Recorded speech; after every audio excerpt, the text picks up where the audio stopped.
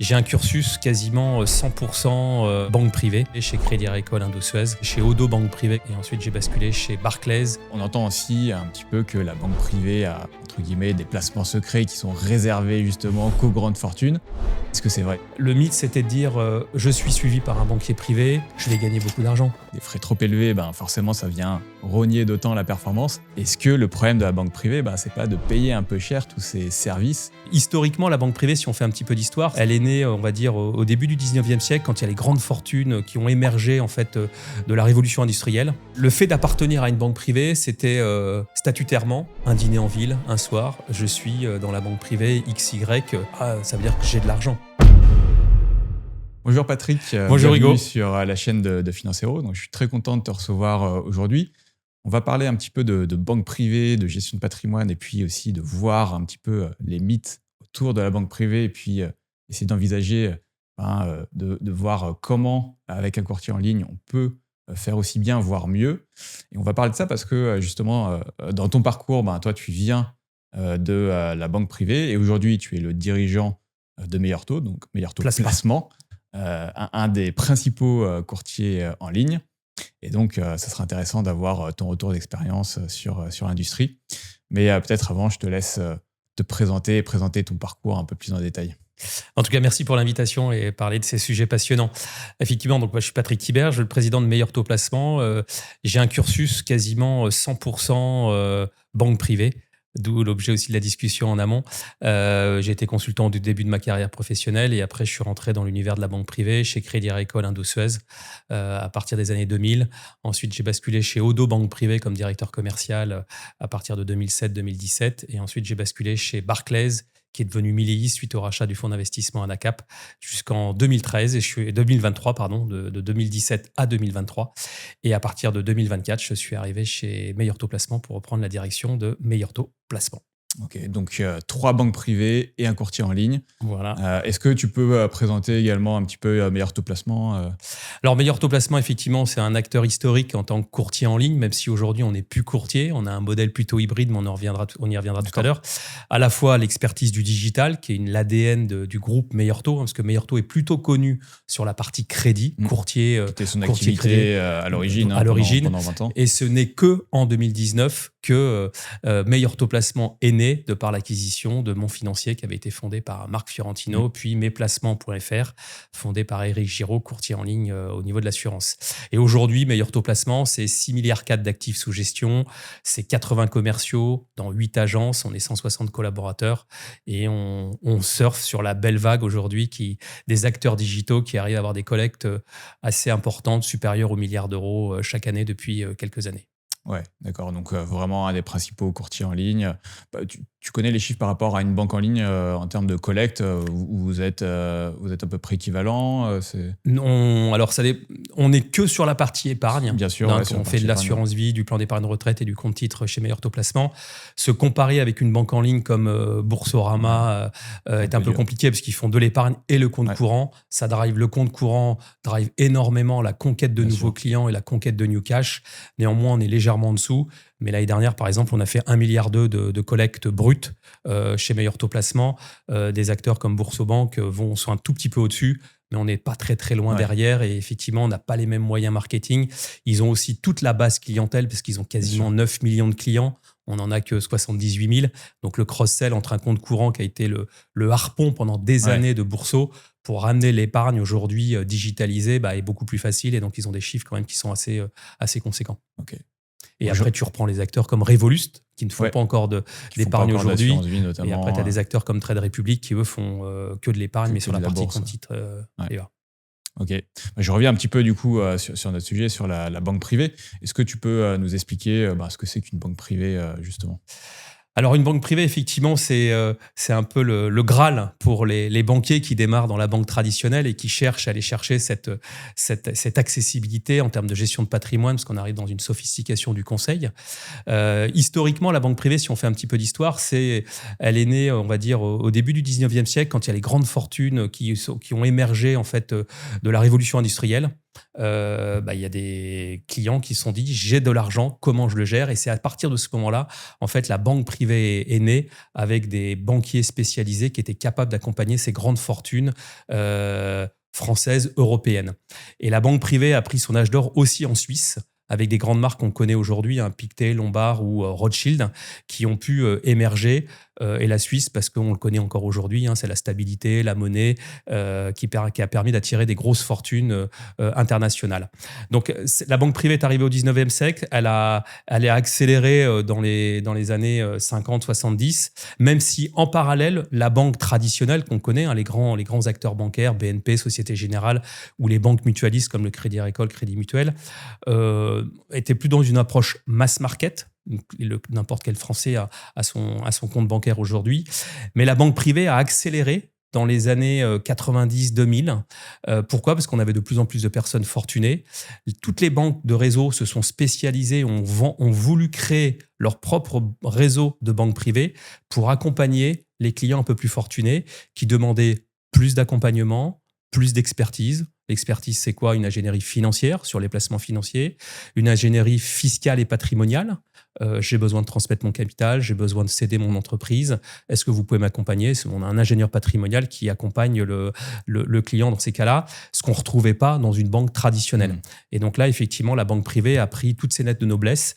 Ensuite, la banque privée, c'est un petit peu hiérarchisé, parce que la banque privée, elle est accessible à partir de, ça dépend des enseignes, mais à partir de 200, 300 000 euros jusqu'à 1 million d'euros. Ensuite, on peut passer en gestion de fortune, où là, on a vraiment des montants beaucoup plus importants, 5 millions, 10 millions d'euros, où là, on va gérer vraiment des grandes fortunes, patron de CAC 40 ou fortunes issues de cessions d'entreprise, qui permet d'avoir encore un accompagnement sur mesure et la création de produits spécifiques.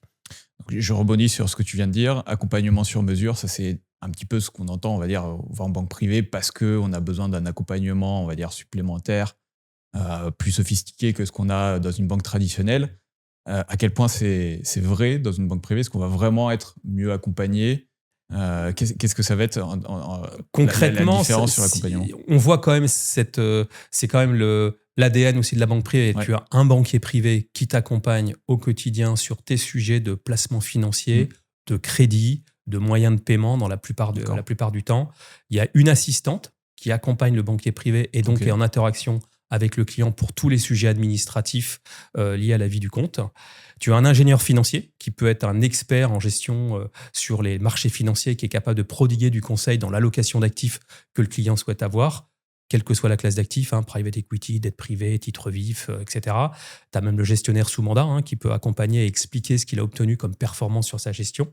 Et puis tu as l'ingénieur patrimonial qui accompagne pour tous les sujets, déclaration fiscale, on est en plein dedans en ce moment, transmission d'entreprise, cession d'entreprise, est-ce que je crée ma holding patrimoniale, est-ce que j'apporte mes titres de société, je crée un véhicule avec moi, ma femme et mes enfants, j'achète un bien immobilier, est-ce que je crée une SCI, est-ce que je crée une société commerciale? Voilà, c'est tous ces sujets-là, ces accompagnements qui sont faits par ces experts et ces spécialistes. Donc au-delà du simplement placement et allocation d'actifs, il y a un accompagnement qui est plus global, qui est plus large. Et ça, c'est vrai même quand on est, on va dire, dans la banque privée de réseau, tu disais à partir de 250 000.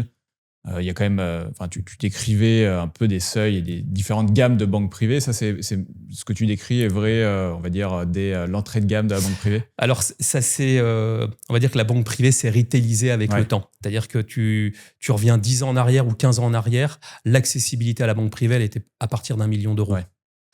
Ensuite, on est descendu à un seuil de 500 000. Quand je dis on, c'est les banques privées qui ont voulu adresser ce segment des clients HNWI, Ultra High Net Worth Individual. Donc, c'est les clients fortunés, si je reprends le jargon anglo-saxon. Et on est descendu quasiment à 100 000 euros. Donc, à partir de 100 000 euros, je peux quasiment aujourd'hui avoir les différents services que proposait une banque privée à partir de 1 million d'euros, ou propose toujours aujourd'hui certaines banques privées à partir d'1 million d'euros.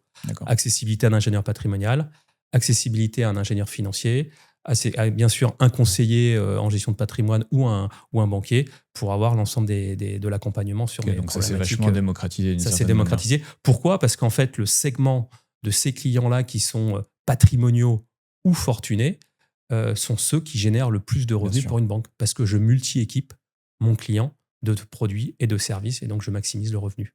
Alors justement, sur les produits, on entend aussi un petit peu que la banque privée a, entre guillemets, des placements secrets qui sont réservés justement qu'aux grandes fortunes. Est-ce que c'est vrai ça? Est-ce qu'il y a des placements qu'on trouve en banque privée et qu'on ne trouve pas ailleurs? Je te répondrai au passé sur cette question. D'accord, Je te dirais oui, il y a 15-20 ans en arrière, d'accord. où l'accessibilité à certains produits était vraiment réservée à des clients fortunés. Le private equity, on pourra en parler si tu veux, mais le private equity, typiquement, était une classe d'actifs accessible il y a plus de 10 ans en arrière, à partir de 1 million d'euros le ticket. Mmh. Donc forcément, monsieur tout le monde ne pouvait pas accéder à ce type d'investissement. Et il y avait uniquement les banquiers privés qui proposaient ça à ses clients. En l'occurrence en Suisse, avec une gestion sous mandat. Mais le private equity s'est retailisé. On accède à des fonds de private equity à partir de 1 000 € aujourd'hui. Donc oui, à l'époque, c'était vrai. Aujourd'hui, ça l'est quasiment plus. Ok, donc ça, c'est devenu un petit peu un des mythes peut-être autour de la banque privée. Est-ce que tu as d'autres en tête un petit peu de, voilà, de ce qui est un peu fantasmé autour de la banque privée?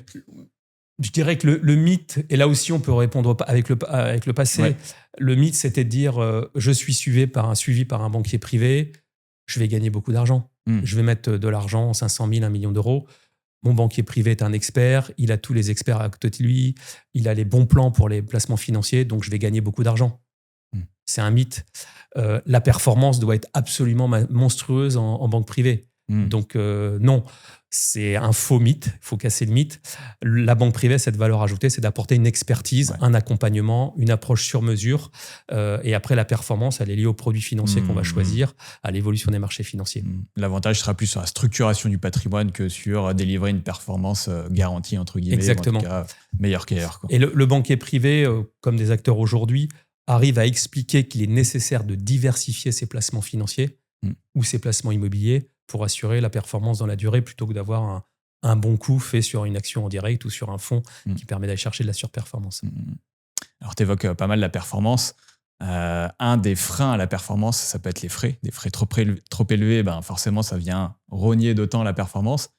Est-ce que le problème de la banque privée, c'est pas de payer un peu cher tous ces services, alors qui peuvent être utiles, hein, mais qui finalement, sur le long terme, peuvent dégrader la performance? C'est aussi un marché qui a complètement évolué depuis des années. C'est-à-dire Ouais. qu'à un moment donné, il y a plus de 10 ans, accéder à l'univers de la banque privée ou de la gestion de fortune, ça se payait. Donc ça se payait au travers de flat fees, enfin de fees que tu payais en tant que client forfaitaire. Ok, donc 1 000 il y a eu une 2 000 époque euros. où le standard, c'était le paiement au forfait, quoi. Tu avais un paiement au forfait qui était l'accessibilité au service. D'accord. Ensuite, tu avais des frais qui étaient liés aux produits que tu souscrivais, ta gestion sous mandat, tu payais entre 0,6 ou plus d'1% D'accord. les actifs gérés. Tu avais des frais d'entrée sur certains contrats d'assurance vie parce qu'ils étaient considérés comme haut de gamme, différenciants que tu ne retrouvais pas dans la banque traditionnelle. Tu payais l'accessibilité potentiellement à un ingénieur patrimonial. Souvent, c'était intégré dans le package global forfaitaire qui était mis à disposition du client. Mais je dirais que ce concept-là de la surfacturation a complètement... existe encore un peu, mais se diminue avec le temps. Pourquoi ? Parce que des acteurs disruptifs essayent d'apporter autant de services avec beaucoup moins de frais pour permettre aux clients de gagner de la performance sur la durée. Comme nous, par exemple. C'est ce que j'allais dire. Et donc, on a parlé des frais. Il y a aussi, alors ça concerne peut-être plus les banques privées des grands groupes, mais le risque finalement, je suis la banque privée de Société Générale, je vais mettre les fonds d'investissement Société Générale et je vais travailler comme ça, entre guillemets, en architecture fermée. Je ne vais pas forcément aller chercher les meilleurs placements à droite à gauche. Est-ce que ça, c'est aussi un risque de la banque privée? Ça peut être un risque qui existait hier, mais qui est moins vrai aujourd'hui, Ok. parce que la plupart des banques privées, qu'elles soient adossées à des grands groupes bancaires ou pas, sont vraiment dans une architecture ouverte, parce Ok. que sinon elles s'enfermaient dans un corner qui pouvait impacter la conquête de nouveaux clients. Néanmoins, on retrouve encore une prédominance de fonds maisons qui sont issus de la société de gestion qui est adossée à la banque privée. Mais les banques privées sont en architecture ouverte la plupart du temps avec une quote-part de fonds maison pour assurer une meilleure rentabilité pour la banque sur son client. Okay. Et c'est peut-être la différence entre un acteur qui est complètement indépendant non attaché de manière actionnariale à une banque privée, qui lui permet d'aller choisir le meilleur fonds, la meilleure société de gestion et de la proposer à son client, ou la meilleure compagnie d'assurance. Parce que là aussi, souvent, on parle de produits financiers, mais tu as aussi l'enveloppe assurantielle, où on retrouve en prédominance la compagnie d'assurance vie du groupe bancaire. Est-ce que le fonds euro est performant? Est-ce que la politique des bourses sur le fonds euro est de qualité? Est-ce que l'univers d'investissement dans la partie UC est aussi large que d'autres concurrents? Voilà, ça aussi, on peut retrouver une prédominance de contrats d'assurance vie maison plutôt que de contrats d'assurance vie externe. Et est-ce que dans tes expériences en banque privée, il y avait aussi une incentive du banquier privé à vendre certains produits plutôt que d'autres? Est-ce que son bonus dépendait de la vente de certains produits, ou est-ce que on peut dire que son conseil était vraiment objectif? Le conseil est toujours objectif parce on est quand même réglementé, on a des autorités de tutelle qui nous surveillent, la CPR, l'AMF, pour assurer le meilleur conseil aux clients. Néanmoins, on peut retrouver des biais effectivement de mise en avant de certains produits maison, mais la plupart du temps, dans les banques privées, il y a quand même cette liberté de pouvoir apporter le meilleur conseil en fonction du profil de l'investisseur. Ok. Donc on a parlé, tu as parlé finalement que la banque privée avait pas mal évolué. Tu penses que c'est quoi les évolutions futures de la banque privée? À quel point justement les nouveaux acteurs, robo-advisors, courtiers en ligne, va les pousser un peu dans leur retranchement? Je dirais que le monde accélère énormément aujourd'hui sur la digitalisation. On a l'IA qui va venir impacter encore tous les process, qu'ils soient commerciaux ou back-office. Et autant les banques privées, pendant des années, ont vécu sur un acquis. J'ai la maîtrise de la relation avec mon client. Moi, en tant que banquier privé, en tant qu'individu, je connais parfaitement mon client, je connais la famille. Et la banque privée n'avait pas pris peut-être la mesure de la digitalisation des actes bancaires qu'on devait faire et des actes d'épargne en ligne. Donc, certaines banques privées sont restées un tout petit peu trop encore traditionnelles dans leur mode de travail. Je fais souscrire des contrats d'assurance vie ou des ouvertures de compte titres toujours en mode papier. Ouais. Je signe, je paraphe, je transmets au back-office.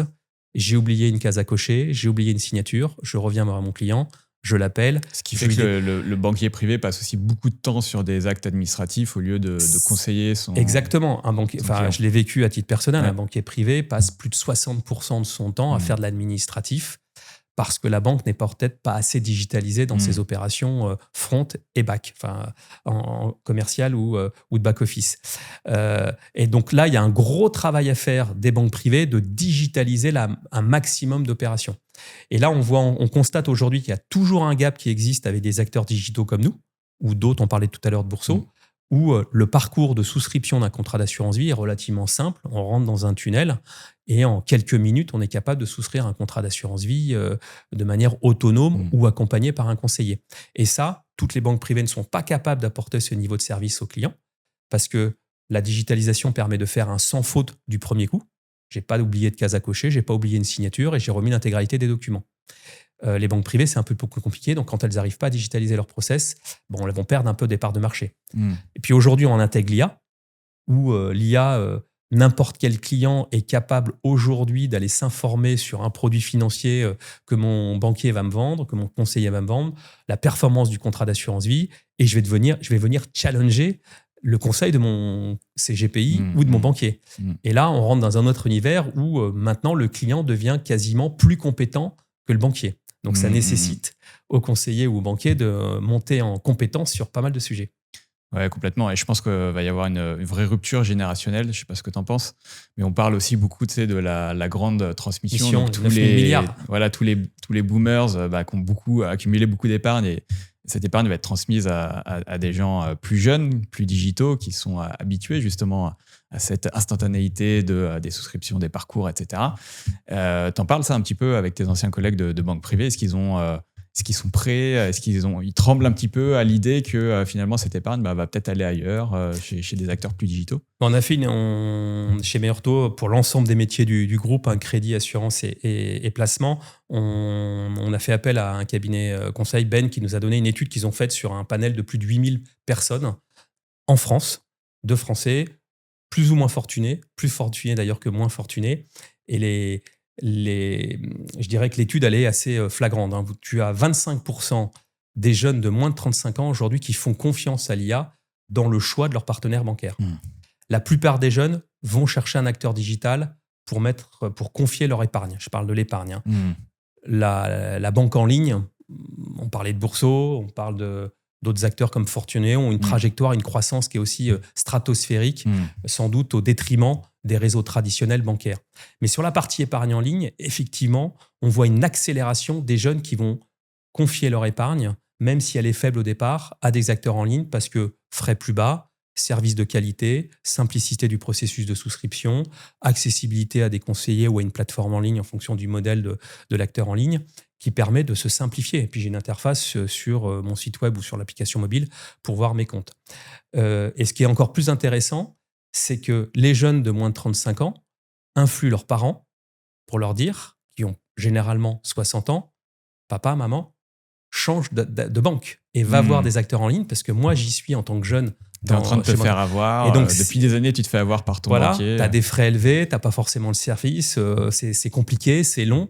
Va voir mon acteur en ligne, je te le recommande. Et la recommandation des enfants auprès de leurs parents, c'est 6 Français sur 10 qui le font, des jeunes qui le font auprès de leurs parents. C'est intéressant parce qu'on aurait pu croire que ce serait dans l'autre sens. Et aujourd'hui, qu'on ait 60, 70 ans, 80 ans, on a une tablette entre les mains, on a un téléphone entre les mains, on est capable d'aller faire des opérations bancaires. Donc l'accessibilité à une personne, même relativement âgée, de se dire est-ce que j'ai choisi le bon partenaire bancaire ou courtier, c'est assez simple de switcher sur une tablette et d'aller confier ses actifs avec un conseiller sur un tunnel. Donc oui, donc là, je pense que ça va accélérer la transformation. D'ailleurs, on le voit toujours dans cette étude, la part de marché des acteurs digitaux sur l'épargne entre 2021 et 2026 est passée de 1 à 11%. C'est 11 points de plus en 5 ans. Ah oui, c'est ce qui est énorme. Donc l'accélération, elle est très forte. Et aujourd'hui, on travaille avec des assureurs, des gros assureurs comme Generali, Suravenir ou Spirica, qui nous expliquent que la croissance aujourd'hui de leur collecte brute, elle est quand même fortement tirée par les acteurs digitaux qui commencent à être assez nombreux sur le marché français. Intéressant. Donc, digitalisation du conseil, démocratisation des placements, qu'on va retrouver à peu près les mêmes dans une banque en ligne, dans une banque privée que dans un acteur en ligne. Est-ce que, on va dire, la dernière arme de la banque privée, c'est pas justement le crédit? Alors, on parle parfois de crédit lombard, etc. Donc, l'accès un peu privilégié au crédit que un courtier en ligne ne peut pas aujourd'hui proposer. Et d'ailleurs, c'est un très bon point parce que c'était aussi un des points de l'étude de Bain, c'est qu'il y a une multibancarisation qui est en train de s'opérer. Alors, bancarisation ou choix d'acteurs en ligne pour l'épargne. Néanmoins, un client, quand il est en banque, il ne va pas quitter sa banque à 100%. Pourquoi ? Parce qu'à un moment donné, quand j'ai 25, 30, 35 ans, j'ai besoin de faire un crédit immobilier. Donc, quand je suis installé dans ma banque, ça me permet d'avoir un accès plus simple. Néanmoins, il y a des courtiers en ligne pour le crédit comme Meilleur Taux qui peuvent accompagner le jeune qui cherche un crédit. Mais néanmoins, plus on a d'argent, plus on cherche un moyen à un moment donné de leverager son épargne. Donc, plutôt que de casser mon contrat d'assurance vie, je vais aller chercher un crédit lombard, c'est-à-dire que je vais nantir mon contrat d'assurance vie, je vais nantir mon compte titre ou mon PEA et je vais demander à la banque de me prêter de l'argent. C'est ce qu'on appelle le crédit lombard. Et ça, des acteurs en ligne ou des CGP traditionnels qui ne sont pas banques, qui n'ont pas l'agrément bancaire, ne peuvent pas le proposer, sauf à s'adosser avec un acteur bancaire pour le proposer à leur client. Vous avez une solution justement, vous envisagez une solution? On en a une, notamment sur la partie compte titre PEA, pour le proposer à nos clients. Et parce que les personnes patrimoniales ou fortunées recherchent ce leverage qui aujourd'hui, en fait, avec des placements de qualité performants sur la durée, je pense notamment, même si on en parlera sur la partie private equity ou dette privée, te permet d'aller chercher des rendements supérieurs à 4,5-5% net chaque année. Et tu peux leverager cette épargne à un taux inférieur à 4,5-5% avec une banque. Donc, autant laisser son actif grossir et emprunter plutôt que de casser son contrat ou casser son fonds de PE qui est parti pour 8 ans. Ok. Est-ce qu'il y a, on va finir avec la banque privée, est-ce qu'il n'y a pas un peu un statut aussi? Est-ce que tu as vu des clients, par exemple, qui étaient fiers d'être en banque privée, qui étaient contents de se dire, voilà, j'ai atteint un certain statut, je suis en banque privée, et qui finalement oublient un petit peu de regarder potentiellement les caractéristiques de leur placement, de leurs frais, etc. Est-ce que ça joue pas aussi en faveur des banques privées? Le fait d'appartenir à une banque privée, c'était statutairement. Ouais. Un dîner en ville, un soir, je suis dans la banque privée XY, c'est flatteur. C'est ça. On dit, ça veut dire que j'ai de l'argent. J'ai beaucoup d'argent.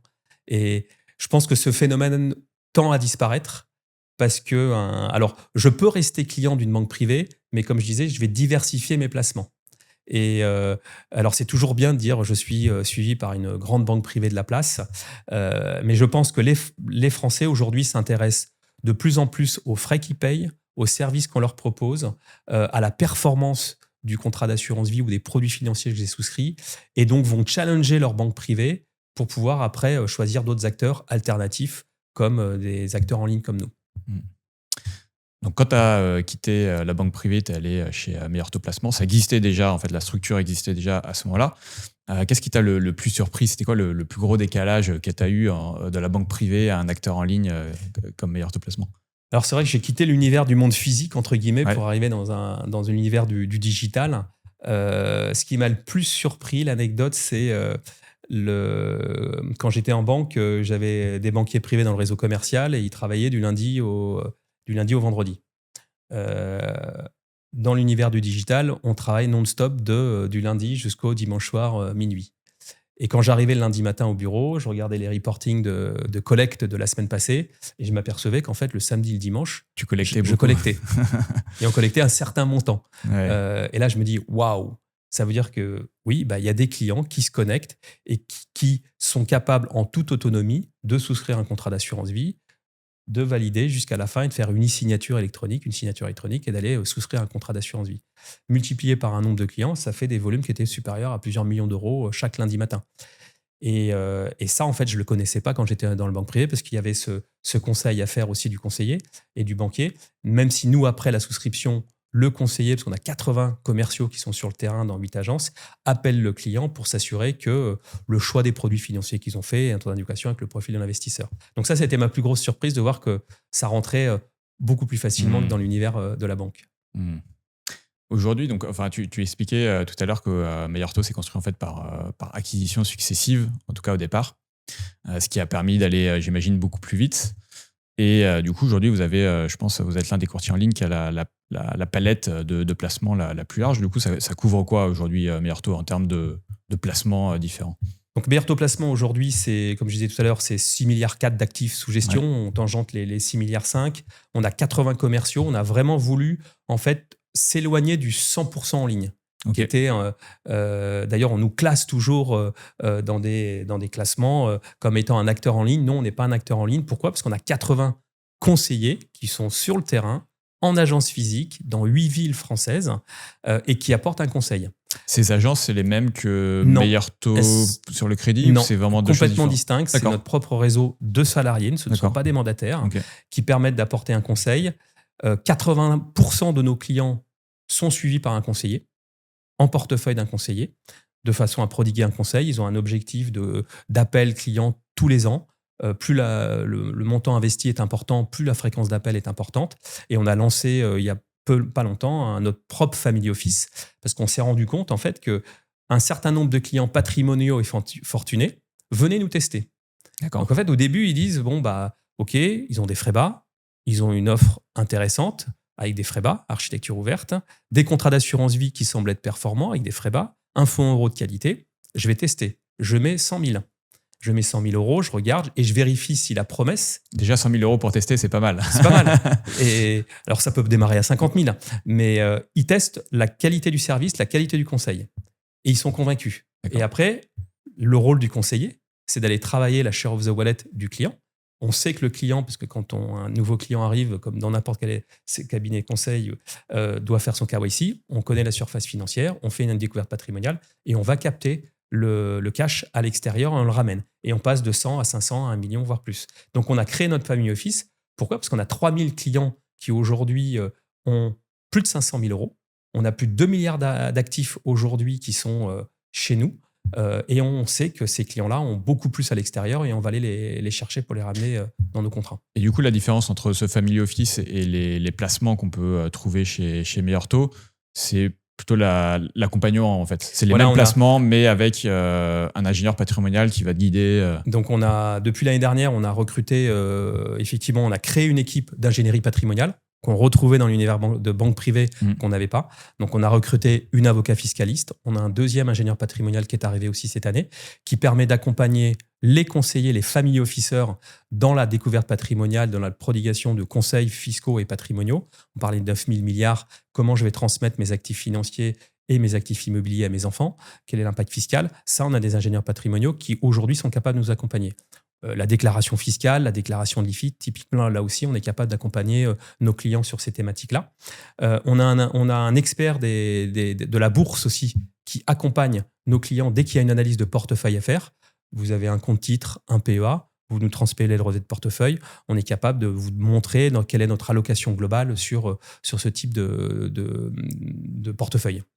Donc, on apporte ce service qu'on peut retrouver à la marge chez Meilleur Taux Placement, mais qui est systématique chez MX Family Office et plus personnalisé. D'accord. Et on a recruté des ex-banquiers privés aussi qui nous ont rejoints. On a 15 family officers aujourd'hui répartis sur toute la France qui sont capables d'accompagner n'importe quel client dans une de nos 8 agences. Qu'on peut rencontrer en agence. On les rencontre en agence physique, voilà, dans les 8 villes françaises. Donc finalement, que ce soit sur la diversité des placements ou le conseil, vous avez reproduit en fait ce qui se fait dans une banque privée, quoi. Ça a été aussi la trajectoire qu'on a voulu donner à Meilleur Taux Placement depuis plusieurs années, qui a été initiée avant que j'arrive.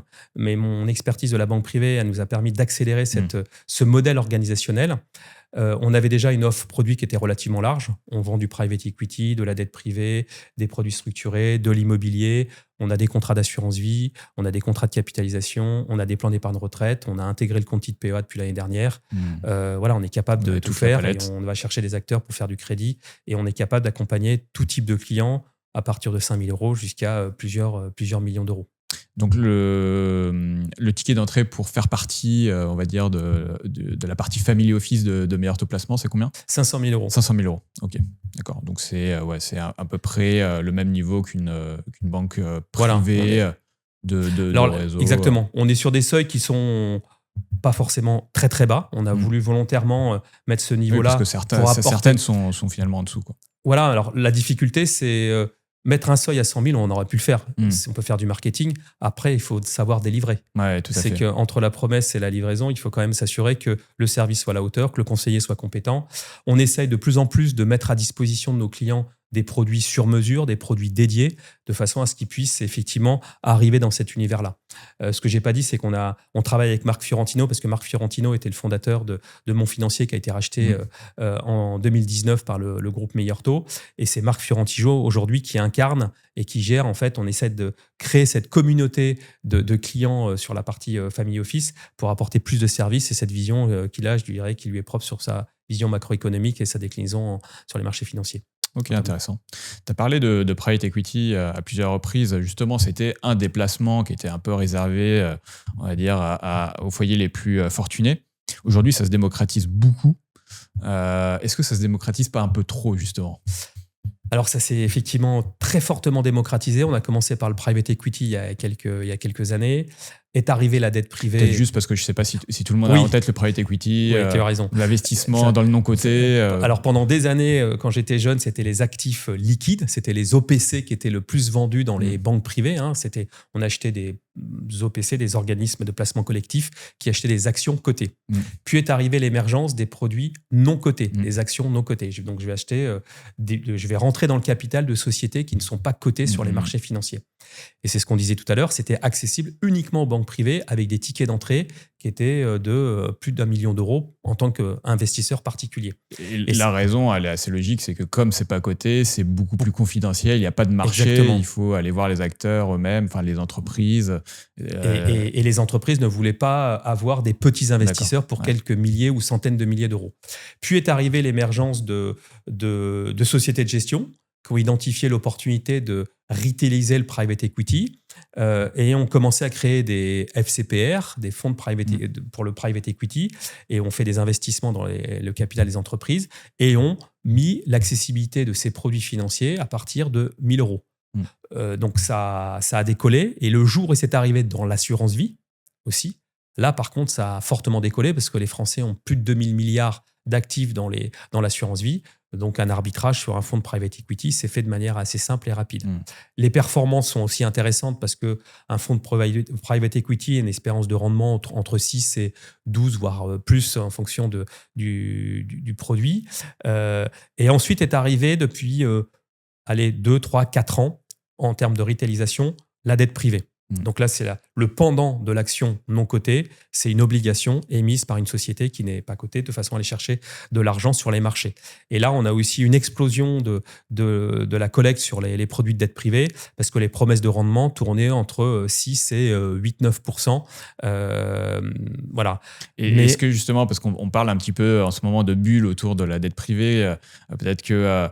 justement, les fonds n'ont pas été assez regardants, en tout cas certains, sur les entreprises à qui elles prêtaient. On voit qu'il y a des taux de défaut qui commencent à se matérialiser un petit peu. C'est quoi votre point de vue justement là-dessus? Comment vous analysez ça? Chez Meilleur Taux Placement, effectivement, on est devenu un petit peu plus prudent. Donc, on a vraiment une sélectivité des sociétés de gestion et des fonds qui est beaucoup plus forte. La bulle, elle a commencé il y a quelques mois. C'est quand l'IA est arrivée et a commencé à disrupter certains gros éditeurs de logiciels, notamment aux États-Unis et par ricochet en Europe. Là, on a eu des fonds de private equity qui ont commencé à souffrir. Et la plupart des fonds de private equity investissent dans le software. Pourquoi? Parce que le software, c'est des revenus récurrents tous les ans. Je vends des licences et j'ai des revenus récurrents en contrepartie. Et les sociétés de software se sont fait impacter par l'IA, en début d'année notamment. Certaines se font remplacer tout simplement par... on utilise ChatGPT pour construire son propre logiciel et on n'utilise plus le logiciel dont on paye une licence tous les ans. Exactement. Donc cette disruption a fait qu'il y a eu un choc assez violent sur les marchés financiers avec une baisse de la valeur de certaines actions. Par effet ricochet, les actifs non cotés ont aussi subi des décotes assez importantes qui s'est retrouvée dans la valorisation des fonds de private equity. Et l'exposition de certains fonds de private equity, elle est de 30 à 40% sur le marché du software. Donc, tu imagines que quand tu as 40% de ta pose qui est faite sur des produits qui sont en train de se faire de baisser de manière assez drastique, la VL, elle baisse. Donc là, il y a effectivement cette tétanie qui s'opère en private equity et en dette privée aussi. Vous recommandez maximum combien de pourcents de l'allocation, on va dire patrimoniale globale, en private equity ou dette privée? En général, on prône la diversification. En private equity et dette privée, on conseille de ne pas dépasser 10 à 15% de son patrimoine financier global sur ce type de classe d'actifs. Parce que qui dit private equity dit investissement long terme, dit risque. Alors, c'est sûr qu'on a un rendement en contrepartie du risque, mais on a des actifs qui sont immobilisés pendant au moins 6-8 ans sur ce type de classe d'actifs. Donc, il faut y aller doucement. Ok. Tu parlais de l'IA, justement, qui venait disrupter le marché du logiciel, mais l'IA vient aussi disrupter le marché de l'épargne, du conseil. Est-ce que vous avez, par exemple, des clients qui arrivent justement en agence avec la recommandation de ChatGPT ou de Claude et qui disent « Qu'est-ce que vous en pensez? J'aimerais bien faire ça », qui viennent vous challenger avec l'IA? C'est un très bon point parce qu'effectivement, maintenant, les Français sont de plus en plus utilisateurs et encore plus les jeunes de ChatGPT ou autres LLM pour s'informer sur leur placement. Et effectivement, on le voit, alors c'est pas encore chose courante, mais chez les jeunes, le taux d'utilisation de l'IA, elle est en train d'exploser. Le référencement des produits financiers, des contrats d'assurance vie, c'est un point de passage obligatoire pour nous, les acteurs en ligne, pour être référencés. Parce qu'on sait que l'intention de souscription d'un jeune ou d'un moins jeune d'ailleurs qui utilisera ChatGPT pour choisir son acteur, son assurance vie, son conseiller, ses frais, va être prémâché par l'IA. Donc, il faut être dans les résultats de l'IA. Et donc, il y a toute une révolution technologique qui est en train de s'opérer, où hier, c'était Google, il fallait payer pour être bien placé dans Google et être sponsorisé, arriver en premier, et plus je payais, plus j'étais visible, et plus je pouvais collecter. Le marché, il est en train de maintenant, il faut faire la même chose, mais sur ChatGPT. Donc, c'est comment être bien référencé sur ChatGPT. Il faut avoir, et c'est aussi l'intérêt du modèle, il faut avoir des avis positifs sur la marque, parce qu'il faut que l'IA va aller vérifier que je prodigue un bon service et des bons produits, avis positifs. Il faut que je sois référencé sur des forums, type Reddit ou autres, qui permettent de démontrer qu'on parle de nous en bien. Et si on parle de nous en bien, c'est bon. Si je cherche des contrats d'assurance vie, il faut que je sois primé. Donc, il faut que j'ai des prix qui permettent de reconnaître la qualité des contrats d'assurance vie, des fonds euros que je propose à mes clients pour que l'IA se dise « Ok, le produit, le contrat d'assurance vie a l'air d'être bien ». Et il y a les frais aussi qui sont des éléments discriminants qui permettent de définir des frais bas et une performance potentiellement intéressante. Et tous ces critères sont pris par l'IA et permettent après d'aller ranker le bon contrat ou le bon acteur digital. Et ça, en fait, c'est en train de s'accélérer. Et donc, c'est pour ça que je disais tout à l'heure que si la banque privée ou la banque en général ne passe pas ce cap d'aller se poser les bonnes questions, comment je peux être bien référencé pour qu'un jeune puisse aller me choisir, eh ben, ils peuvent passer potentiellement à côté de quelque chose. Et ensuite, le jeune, qu'est-ce qu'il va faire ? Un conseiller ou un banquier qui délivre un conseil, ben, il va aller le challenger avec l'IA pour s'assurer que le conseil est performant. Et toi, tu as testé, par exemple, tu vas demander à ChatGPT ou à un autre LLM de te prodiguer un conseil. Et si oui, est-ce que tu trouves ça satisfaisant aujourd'hui ? Est-ce que ça vient vraiment en compétition d'un conseiller expérimenté ou... Alors aujourd'hui, je pense que l'IA ne va pas remplacer l'humain. Pas encore. Ça pourra arriver un jour, mais pas encore. Pourquoi ? Parce que l'IA peut halluciner.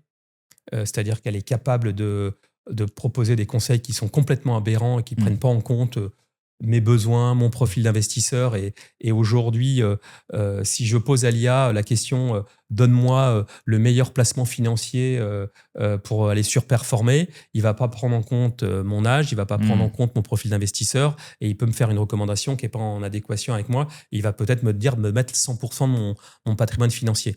Néanmoins, oui, finalement, le risque, c'est presque que l'IA ne pose pas de questions. Suffisamment de questions. Donne une réponse, mais pose pas les bonnes questions. Quoi. Mais néanmoins, ça, c'est aujourd'hui.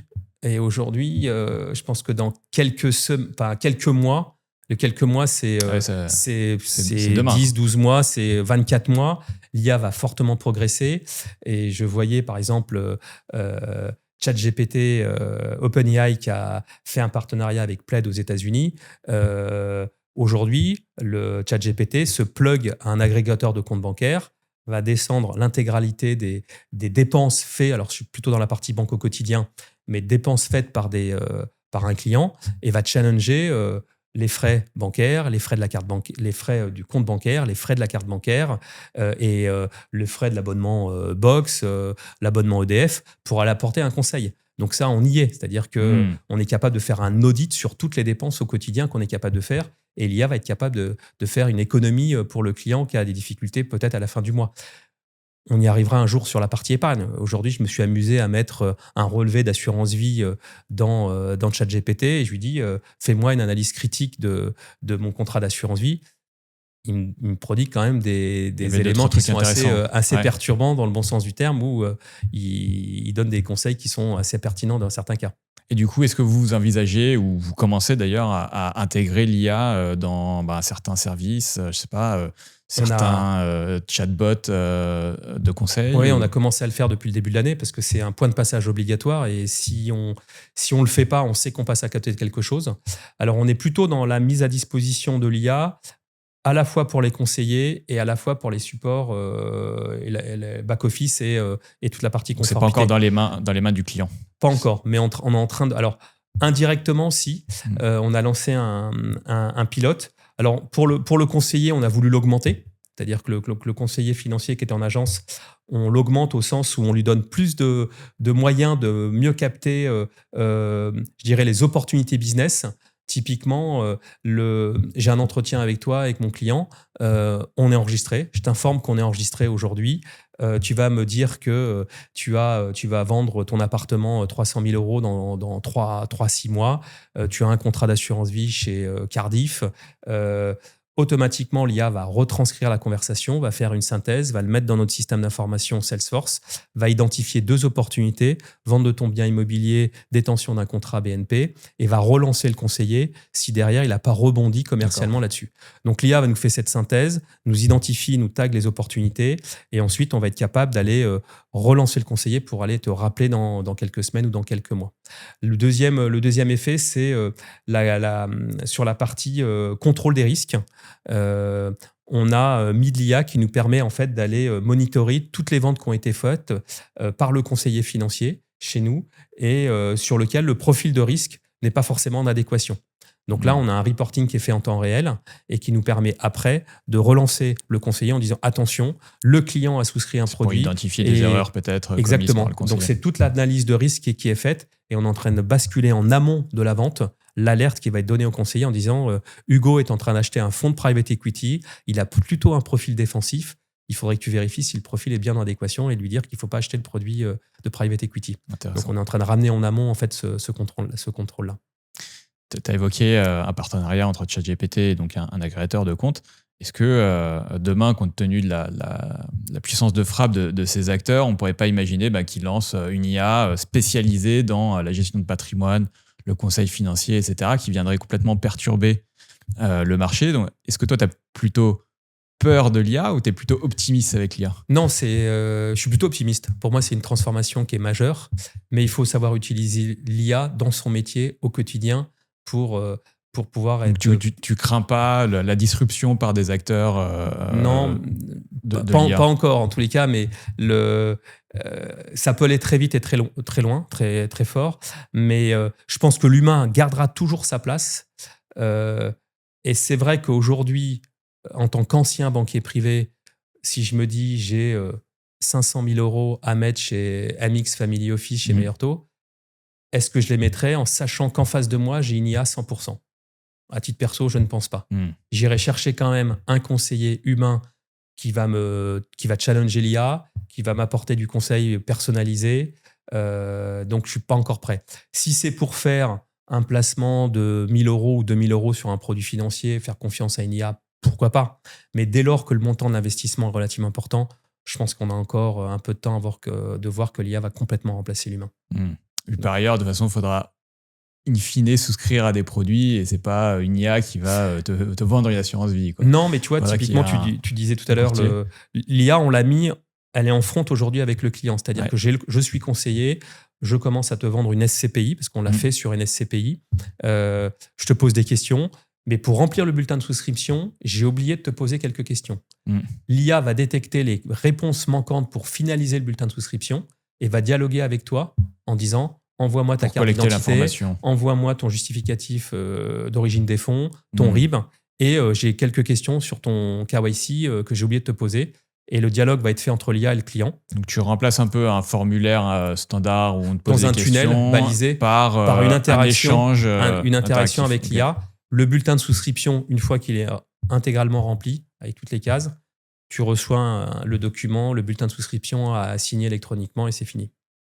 Donc, c'est là où je viens augmenter le conseiller parce que l'IA est à côté de moi pour faire ce que j'ai oublié de demander comme question au client ou alors récupérer la carte d'identité, le RIB, etc. Bon, souvent, c'était l'assistante. On parlait tout à l'heure de la banque privée. C'était le job de l'assistante d'aller finaliser toute la souscription d'un contrat d'assurance vie.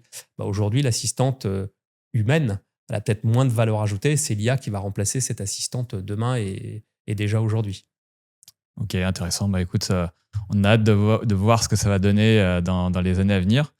On arrive au bout de cet entretien et on a une question un peu rituelle qu'on pose à chacun de nos invités. Toi, aujourd'hui, est-ce que tu peux nous expliquer un petit peu comment tu places ton patrimoine, comment il est un petit peu organisé et surtout, est-ce que tu arrives à tout faire avec Meilleur Taux? Le patrimoine, il est classique, discours tenu dans les banques privées, discours tenu chez Meilleur Taux Placement aussi. Diversification, ça passe par l'immobilier. J'ai une appétence en direct ou... En direct. Ouais. J'ai une appétence particulière à l'immobilier depuis que je suis tout jeune. Okay.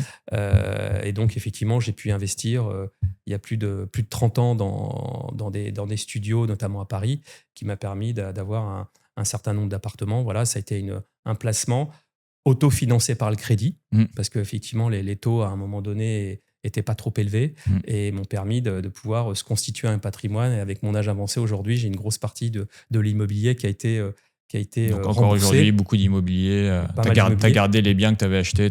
Oui, je les ai gardés et si j'ai besoin, je les liquéfierai, c'est-à-dire que je vais les vendre pour récupérer du cash et les placer. Et puis après, il y a eu toute une deuxième partie de ma vie qui a été effectivement de pouvoir faire du placement financier. Donc placement financier, alors oui, depuis que je suis chez Meilleur Taux Placement, je suis client de Meilleur Taux Placement et j'ai placé mon argent aussi pour à la fois connaître les produits, connaître le service, les emailing clients qu'on envoie, pour être vraiment dans le client mystère. Voilà, client mystère. Effectivement, c'est toujours intéressant parce qu'on voit parfois des petites coquilles dans les emails qui sont envoyés à nos clients. Donc, je suis le premier à le faire. Mais je vois aussi tous les parcours de souscription, de reversement, d'arbitrage que je peux faire sur mon contrat d'assurance vie, sur mon plan d'épargne retraite. Voilà. Et un exemple très concret, quand je suis arrivé chez Meilleur Taux Placement, j'avais des plans donc j'étais chez 3 acteurs bancaires que j'ai cités tout à l'heure. J'avais des plans d'épargne retraite obligatoires qui avaient été ouverts par mes employeurs précédents. J'ai repris tous mes anciens players et je les ai tous transférés chez Meilleur Taux Placement, chez Spirica. Et j'ai une poche collective que j'ai pu construire. Mais je sais que je suis passé de 1% de frais de gestion à 0,5% de frais de gestion. On a des produits de qualité. Je choisis mes produits en toute connaissance de cause, alors qu'avant, j'avais plutôt les produits proposés par la société de gestion et j'en avais une quinzaine, alors qu'aujourd'hui, j'ai un panel de produits. Donc oui, je suis aussi client de mon ancienne banque privée, Odo Banque Privée, aussi à titre perso. Et c'est ce que tu disais tout à l'heure. Pourquoi ? Parce qu'en fait, ça me permet d'aller chercher le crédit Lombard comme moyen aussi de leverager une partie des actifs. Le crédit Lombard, généralement, c'est une durée qui est relativement courte. 1 an, 2 ans, 3 ans, 4 ans. Qu'on peut renouveler, effectivement. Après, ça, on le voit avec la banque. Mais ça permet d'éviter de casser ses positions sur ses contrats ou sur ses comptes titres et d'aller chercher pour une durée limitée, typiquement, financer les études de mes enfants. Je suis capable de faire un crédit temporaire pour assurer Oui, et puis ça permet de ne pas déclencher de fiscalité au moment du rachat ou du retrait. Et à une époque, les taux étaient très bas. Et donc, emprunter, c'était encore mieux. C'était pas cher. C'était pas cher. Ok. Bah, écoute, top, super intéressant. Je pense qu'on arrive un petit peu au terme de cet entretien. Si jamais vous avez des questions, n'hésitez pas à les poser en commentaire. Si vous avez été aussi client de banque privée, ça peut être intéressant d'avoir votre retour d'expérience. Et puis, n'hésitez pas aussi à vous abonner à la chaîne si vous voulez avoir d'autres vidéos sur les placements, la gestion de patrimoine, la bourse, etc. À bientôt. Merci.